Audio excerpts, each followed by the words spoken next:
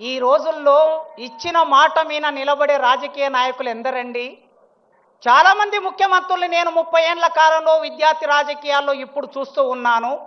ఈ ఉస్మానియా విశ్వవిద్యాలయం 100 సంవత్సరాల సందర్భంగా 200 కోట్లు ఇస్తామని చట్టసభలో హామీ ఇచ్చి మా ఆనాడు 100 ఇయర్స్ వైస్ ఛాన్సలర్ గారు కూడా ఇవాళ అతిథిగా ఇక్కడికి వచ్చారు.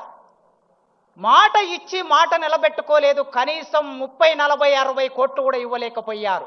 కానీ మొన్న మేము మళ్ళీ వెళ్ళినప్పుడు ఆయన అన్నాడు 3 నెలల కాలం, ఆగస్టు నుంచి సెప్టెంబర్, అక్టోబర్, నవంబర్, ఇప్పుడు డిసెంబర్లో ఉన్నాం.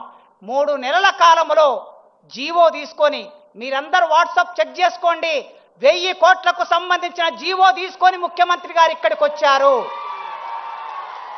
ఇచ్చిన మాట నిలబెట్టుకున్న రేవంత్ రెడ్డి గారికి ఒక టీచర్గా, విశ్వవిద్యాలయం ఒకప్పటి విద్యార్థిగా, ఈ విద్యార్థి లోకం 40,000 మంది ఈ యూనివర్సిటీలో చదువుకుంటున్నారు.